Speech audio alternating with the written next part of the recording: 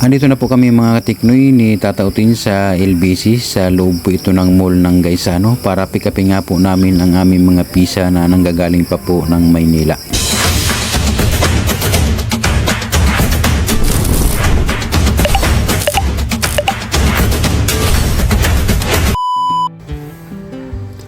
Tambay-tambay muna kami dito ngayon mga katiknoy. Wala kaming ginagawa ngayon, hindi muna kami ngayon lumabas. Dahil inaantay muna namin ang ano namin ngayon, mga pisa na inorder namin sa Manila. Kaya dito, ayan, nakatambay lang kami dito. Ayan po ang mga marami kami ngayon mga cellphone na gagawin. Ang problema nito, wala pa po kaming mga pisa ngayon. Kaya inaantay muna namin aming mga pisa na inorder namin nung Biyernes, Sabado, Linggo, Lunes, Martes. Andyan na ngayon yan sa pipick upin namin ngayon sa LBC ng Gaisano. Siyempre kasama ko si Tata Utin dyan na naninigarilyo na naman sa tabako ng kapre. Ayun na naman mga katiknoy, ayan na naman si Tata Utin na naninigarilyo naman. Oh. Ang gamit niya hindi yan sigarilyo. Yan yung tabako na pinilipit sa papel. Nice. So, ang tawag dito sa amin yan, tigol. Ayan, nagtitigol siya mga katiknoy. Ayan ang tabako. Ayan, tabako yan. Malaking bagay din yung mga ganyang mga katiknoy na sa tabako. Dahil makatipid siya dyan. Dahil pagka yung sigarilyo, napakamahal ng sigarilyo dito. Pero mo, ang isang stick, 10 piso. O, di dyan na sa tabako. Asan yung mga tabako mo tatawin? Ang isang dahon ng tabako dito ay 15 pesos ano. So abutin na yan sa kanya ng mga 1 linggo siguro ano.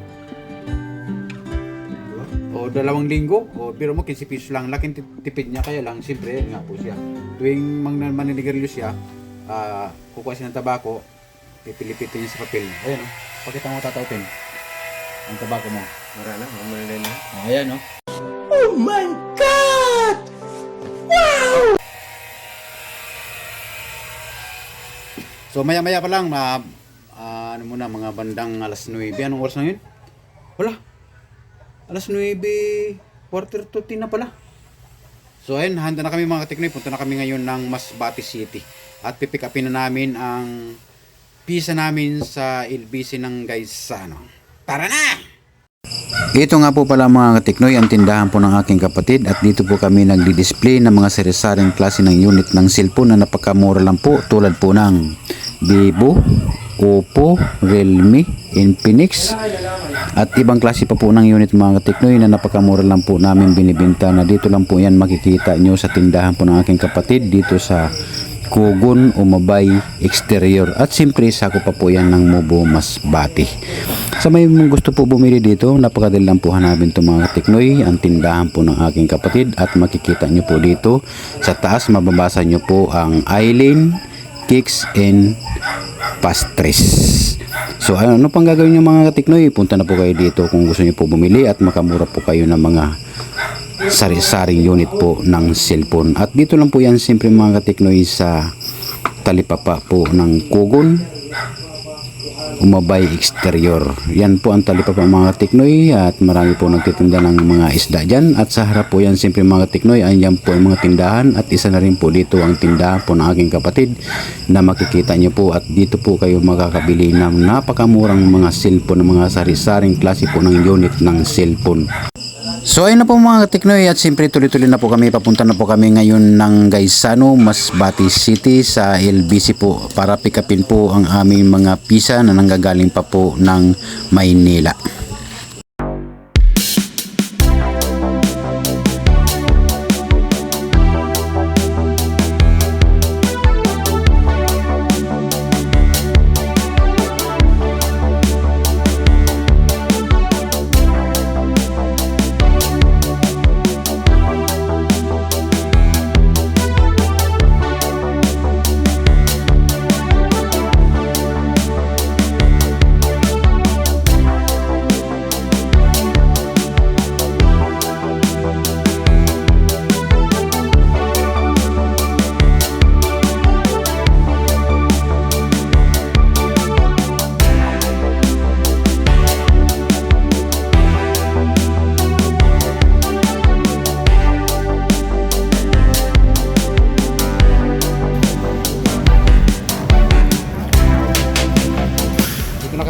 Tataw Tin. Andito na kami ni Tataw Tin sa Gaisano. Ayun. Sana andyan na yung ano namin, isa. Barko man ang kanina nagdara. Aeroplano. Pagkadlaw barko. Ang isa. Oo. Aeroplano yung pinapadala ng LBC. Aeroplano. Andito na kami sa Gaisano, Masbate. Punta kami ngayon ng LBC sa loob ng Gaisano. Andito na po kami mga tiknoy ni Tataw Tin sa LBC sa loob po ito ng Gaisano.